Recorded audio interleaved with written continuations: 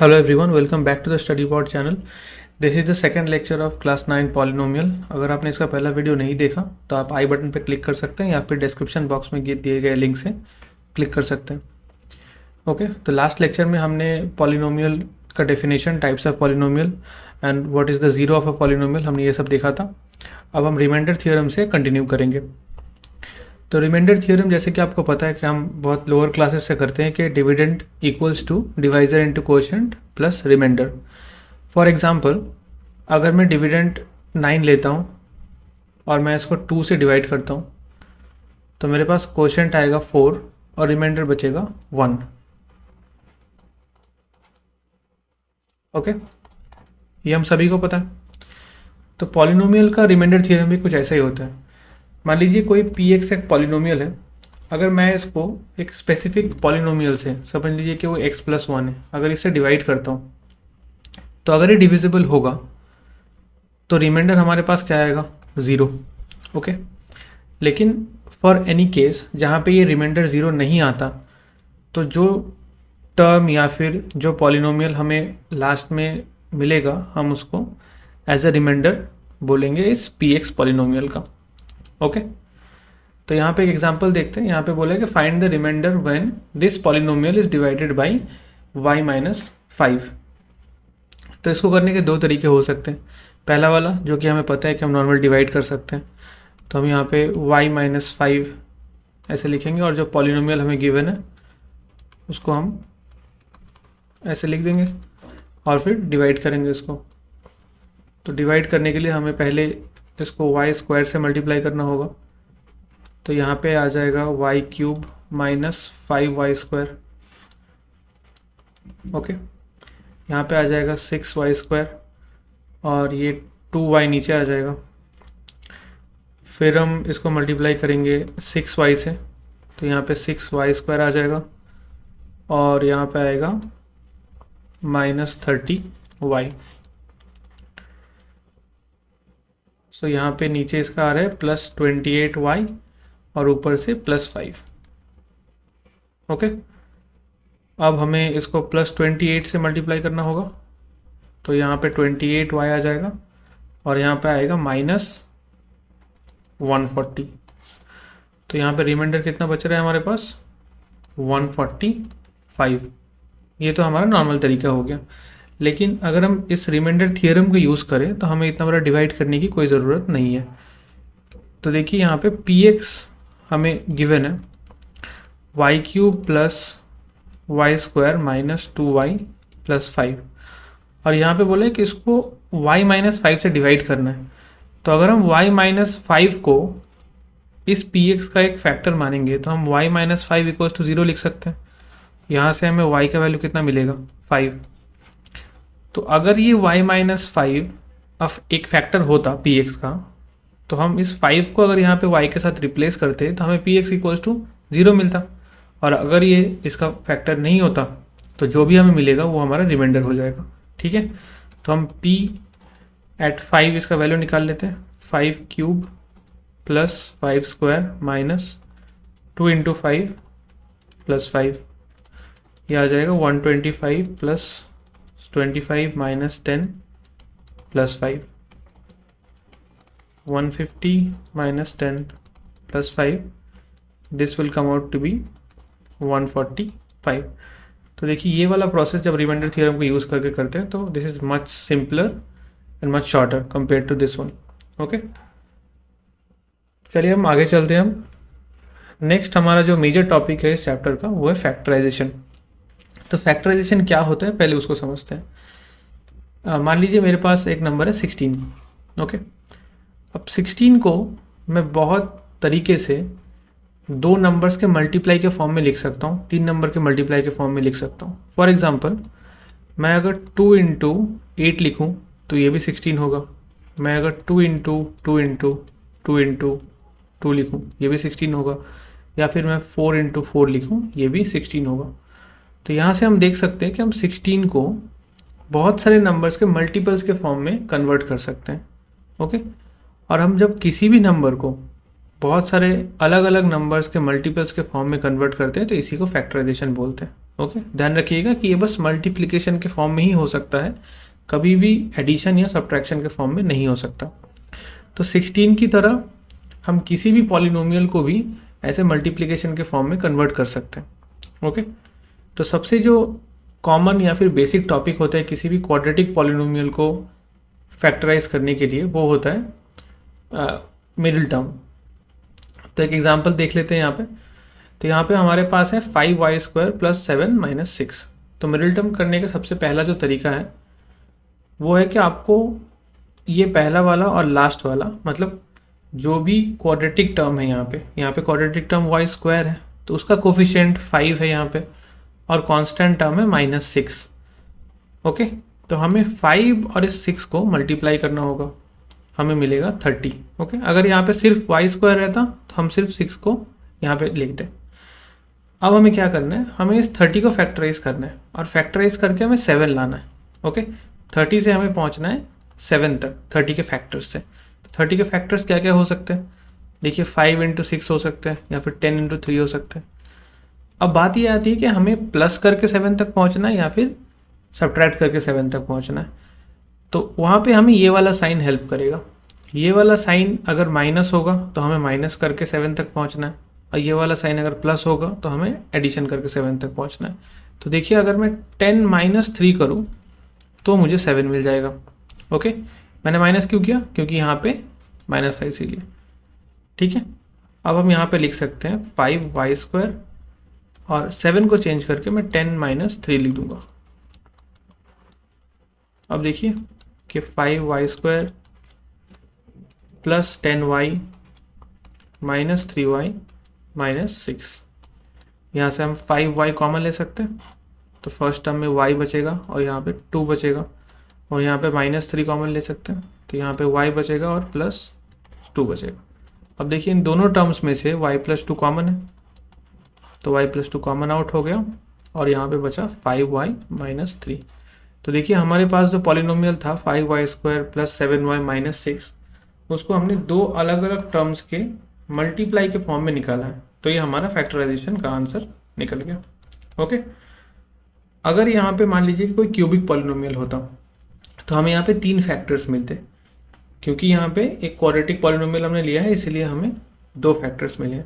Okay, just like the zeros, जितने degrees उतने zeros होते हैं जैसे, तो यहाँ पे फैक्टर्स भी उतने ही होते हैं। आगे चलते हैं उस पर। नेक्स्ट क्वाड्रेटिक के बाद हमें फैक्टराइजेशन ऑफ क्यूबिक पॉलिनोमियल देखना है। ओके, तो फैक्टराइजेशन ऑफ क्यूबिक पॉलिनोमियल का तरीका क्या होता है कि सबसे पहले तो हमें ऐसा एक वैल्यू चाहिए x का जिसके लिए ये पूरा px 0 हो जाए। ओके, मतलब अगर मैं आसान शब्दों में बोलूँ तो मुझे इस px पॉलिनोमियल का 0 फाइंड आउट करना है। ओके, मुझे इसका 0 फाइंड आउट करना है। ओके, लास्ट लेक्चर में हमने सीखा था 0 हम कैसे फाइंड आउट करते हैं। तो यहाँ पे देखते हैं अगर हम x का वैल्यू 1 पुट करते हैं तो क्या आता है।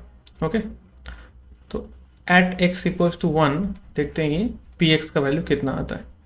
देखिए 1³ - 2 × 1² - 5 + 6, तो यहाँ पे आ गया 1 - 2 - 5 + 6। तो देखिए ये 0 आ रहा है, इसका मतलब x - 1 is a factor of this px। ठीक है, जब हमें ये फैक्टर पता चल गया कि x - 1 एक फैक्टर है, तो हम क्या कर सकते हैं कि इस पूरे पॉलिनोमियल को x - 1 से डिवाइड कर सकते हैं। तो अगर हम इस पूरे पॉलिनोमियल को x - 1 से डिवाइड करेंगे तो फिर देखते हैं क्या आता है। x³ - 2x² - 5x + 6, मैं यहाँ पे लिख देता हूँ। सबसे पहले हम इसे x² से मल्टीप्लाई करेंगे, तो यहाँ पे x³ - x² आएगा, यहाँ पे -x² - 5x। अब हम इसको मल्टीप्लाई कर सकते हैं -x के साथ, तो आ जाएगा -x² और -x।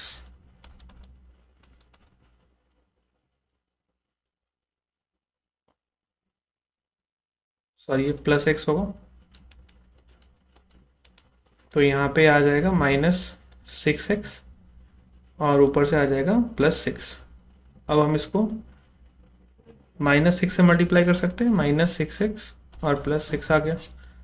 तो देखिए यहाँ पे कोई रिमाइंडर नहीं बचा, लेकिन हमें जो क्वोशेंट मिला है उस पर एक हमें क्वाड्रेटिक पॉलिनोमियल मिला। ओके, तो इस क्वोशेंट को हम यहाँ पे अलग से फैक्टराइज कर लेंगे। अब ये एक क्वाड्रेटिक पॉलिनोमियल है, तो इसको फैक्टराइज करने का तरीका क्या होता है, मिडिल टर्म। तो मिडिल टर्म में हमें क्या करना है कि हमें 6 को 1 में कन्वर्ट करना है। ओके, क्योंकि यहाँ पे 1x है इसीलिए। तो 6 के दो फैक्टर्स क्या क्या हो सकते हैं, एक 2 और एक 3। और यहाँ पे देखिए एक नेगेटिव साइन है, तो मैं 3 - 2 को 1 कर सकता हूँ। तो यहाँ पे मैं 3 - 2 इंटू एक्स -6 लिख सकता हूँ। तो x² - 3x + 2x - 6। तो अगर मैं यहाँ से x कॉमन लूँगा तो यहाँ पे x - 3 आ जाएगा, और यहाँ पे अगर मैं +2 कॉमन लूँगा तो फिर x - 3 आ जाएगा। x - 3 कॉमन आउट होने के बाद यहाँ पे बचता है x + 2। ओके, तो इस क्वेश्चन से हमें दो फैक्टर्स मिले, और ऑलरेडी हमें पहले एक फैक्टर मिल चुका था। तो टोटल अगर मुझे इसके फैक्टर्स लिखने हो तो टोटल फैक्टर्स कितने आए, 3। ओके, तो मैं इसका ऐसे लिख सकता हूँ कि this will be equal to x - 3, x + 2 and x - 1। So this will be our answers. Okay, तो देखिए जैसे कि यहाँ पे एक क्यूबिक पॉलिनोमियल है, तो हमारे यहाँ पे 3 टोटल फैक्टर्स मिले, बिल्कुल 0 की तरह ये भी सिमिलर है।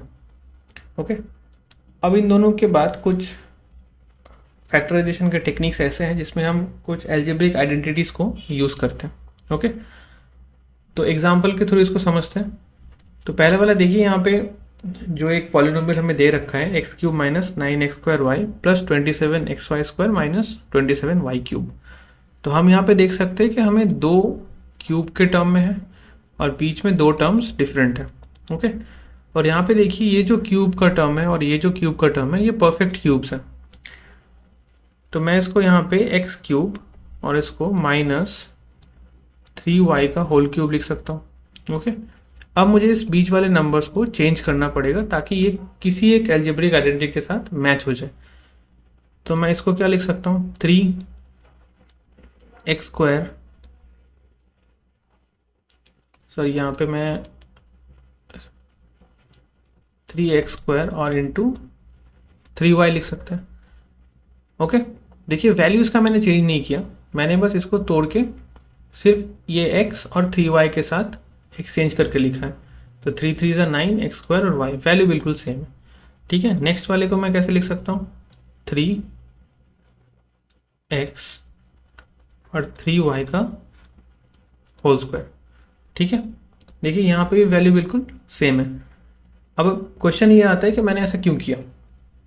ओके, तो मैंने ऐसा इसलिए किया क्योंकि जो a - b होल क्यूब का फॉर्मूला होता है वो होता है a³ - 3a² b + 3ab² - b³। तो देखिए ये फॉर्मूले के जो डिफरेंट टर्म्स हैं ये बिल्कुल इसके साथ मैच करते हैं।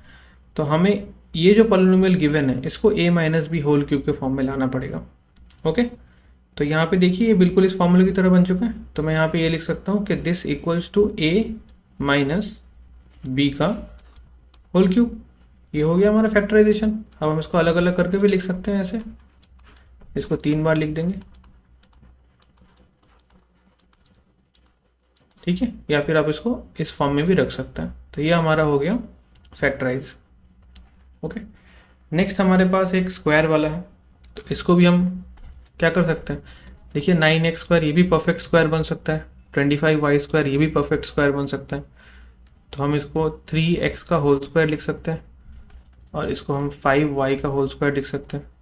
अब हमें पता है कि पहले हमें यहाँ पे देखिए a² मिल रहा है और लास्ट में b² मिल रहा है, तो हम बीच में क्या कर सकते हैं, 2ab।